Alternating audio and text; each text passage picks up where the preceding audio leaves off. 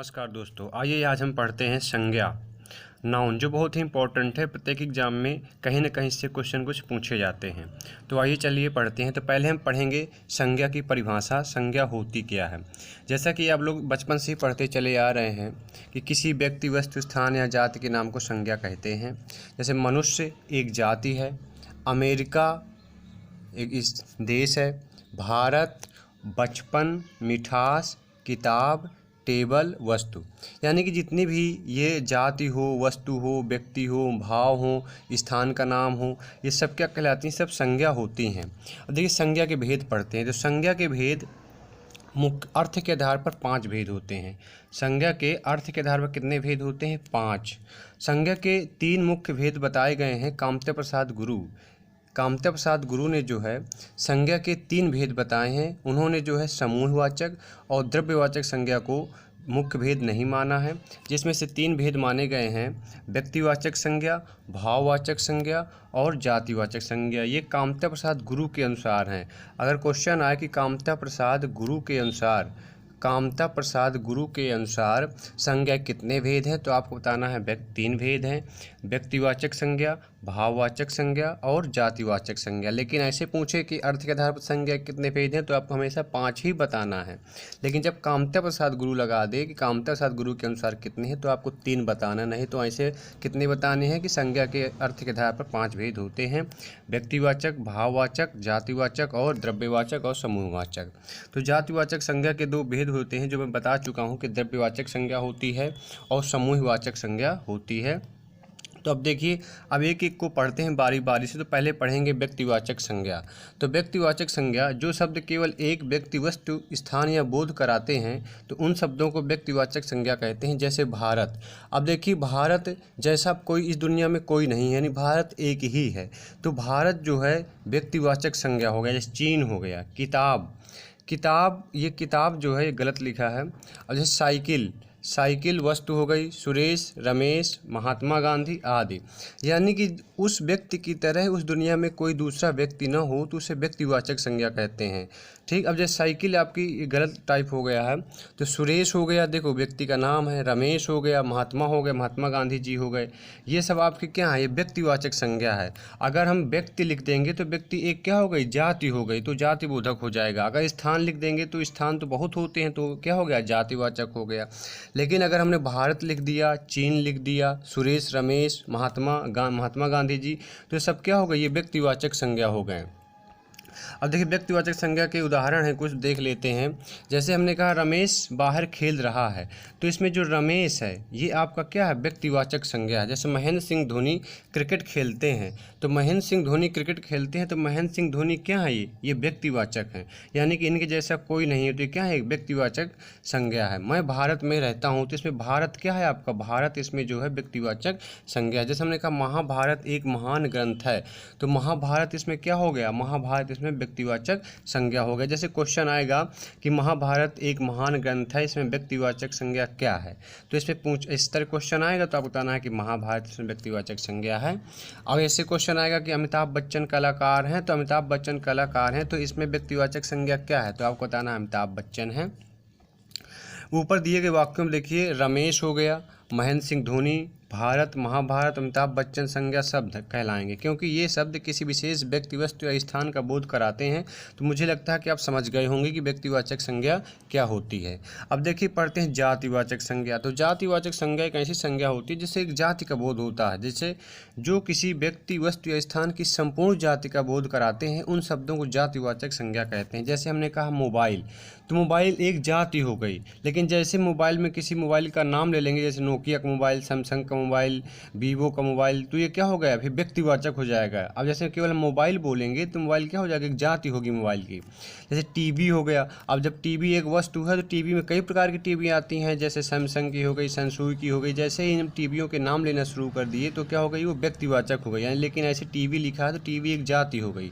अब जैसे गाँव, तो गाँव क्या है? एक जाति है। स्कूल, अब स्कूल एक स्थान है, यानी कि तो इसमें जब किसी स्कूल का नाम लेंगे तो व्यक्तिवाचक हो जाएगा। अगर ऐसे स्कूल लिखा है तो एक जाति हो गई। जैसे आदमी एक जातिवाचक हो गया। जानवर क्या हो गया? ये भी जातिवाचक हो गया। लेकिन अगर किसी हम जानवर का नाम ले लेंगे तो क्या हो जाएगा? वो व्यक्तिवाचक हो जाएगा।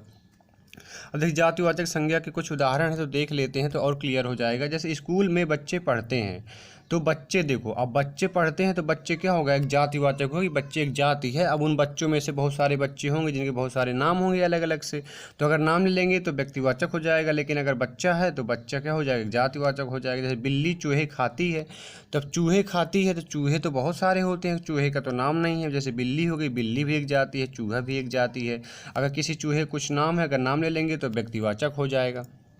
इसी तरह देखो पेड़ों पर पक्षी बैठे हैं, अब देखो पेड़ों पर पक्षी बैठे हैं, अब पक्षी क्या हो गया, जातिवाचक हो गया। जब किसी पक्षी का हम नाम ले लेंगे, जैसे तोता बोल दिया, कौवा बोल दिया, कह देंगे पेड़ पर तोता बैठा है, पेड़ पर तोते बैठे हैं, तोता क्या हो जाएगा, तो तोता एक, जैसे किसी पक्षी, अब पक्षी बहुत सारे पक्षी होते हैं, इसी तरह होता है, पक्षी एक जाति हो गई। जब किसी पक्षी का नाम ले लेते हैं तो व्यक्तिवाचक संज्ञा हो जाती है।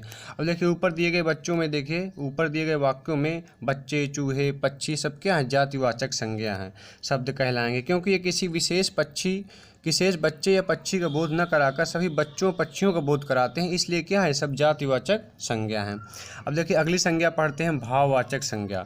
तो भाववाचक संज्ञा से आप समझ रहे होंगे कि जिससे भाव का पैदा हो, जैसे भाव का पता चले, जैसे जो शब्द किसी जाति या पदार्थ की अवस्था, दशा या भाव का बोध कराते हैं, उन शब्दों को भाववाचक संज्ञा कहते हैं। जैसे बचपन, अब देखो बचपन है तो इससे क्या पैदा हो रहा है, बचपन, बुढ़ापा, मोटापा, मिठास, ये सब क्या है, एक भाव है, इससे हमें भाव प्रकट हो रहा है, भाव पैदा हो रहा है।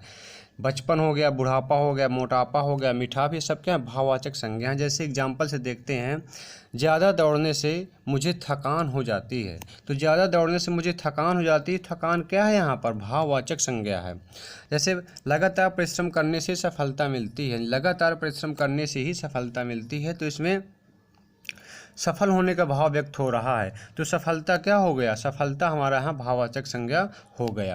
अब देखिए अगला पढ़ते हैं हम, द्रव्यवाचक संज्ञा। तो द्रव्यवाचक संज्ञा, तो देखिए द्रव्य, जो शब्द किसी धातु या द्रव्य का बोध कराते हैं, द्रव्यवाचक संज्ञा कहलाते हैं। जैसे कोयला, पानी, तेल, घी, ये सब क्या है, द्रव्य हैं, यानी कि द्रव्य का जिससे बोध हो, द्रव्यवाचक संज्ञा कहलाती है।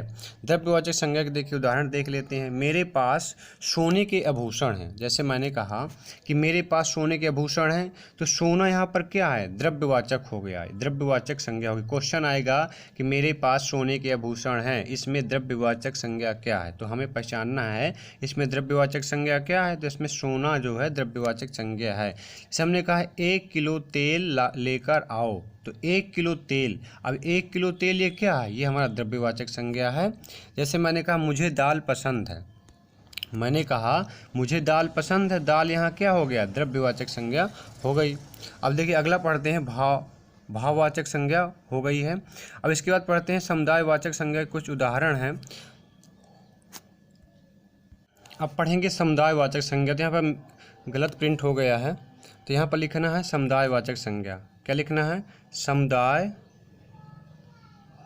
संज्ञा, यानी इसे कहते हैं समूहवाचक संज्ञा भी कहते हैं। देखिए जिन संज्ञा शब्दों से किसी भी व्यक्ति या वस्तु के समूह का बोध होता है, उन शब्दों को समूहवाचक या समुदायवाचक संज्ञा कहते हैं। यानी कि समुदायवाचक, समुदाय का मतलब समूह होगा, यानी कि जहाँ पर समूह का बोध हो वहाँ पर क्या होगी, समुदायवाचक संज्ञा, समूहवाचक संज्ञा होगी। जैसे हमने कहा भीड़, अब भीड़ क्या है, एक समूह है, समुदाय है। पुस्तकालय, पुस्तकालय क्या है, एक समूह है किताबों का, झुंड हो गया, सेना हो गया, ये सब क्या है हमारी, ये सब हमारी समुदायवाचक या समूहवाचक संज्ञा हैं। देखिए समूहवाचक संज्ञा के कुछ उदाहरण है तो देख लेते हैं। भारतीय सेना दुनिया की सबसे बड़ी सेना है, तो देखो सेना, यहाँ पर सेना हमारी क्या है, तो सेना यहाँ पर हो गई समूहवाचक संज्ञा, यानी समुदायवाचक संज्ञा हो गई। जैसे हमने कहा कल बस स्टैंड पर भीड़ जमा हो गई, तो भीड़ यहाँ पर क्या है, भीड़ एक समुदायवाचक संज्ञा, समूहवाचक संज्ञा है। तो जैसे मैंने कहा मेरे परिवार में 4 सदस्य हैं, तो मेरे परिवार में 4 सदस्य हैं, तो 4 सदस्य हैं, तो ये क्या हो गया, एक समूह हो गया, समुदायवाचक संज्ञा हो गई। तो देखो ऊपर दिए गए वाक्यों में देखिए सेना हो गया, भीड़ हो गया, परिवार एक समूहवाचक संज्ञा का बोध कराते हैं, इसलिए सब क्या है, समुदायवाचक संज्ञा कहलाते हैं। मैं उम्मीद करता हूं कि आपको वीडियो बहुत पसंद आया होगा। अगर पसंद आया हो तो प्लीज़ चैनल को लाइक करें, सब्सक्राइब करें और शेयर करें। ऐसे ही वीडियो देखने के लिए हमारे चैनल को लाइक कमेंट करके ज़रूर बताएं। जय हिंद दोस्तों।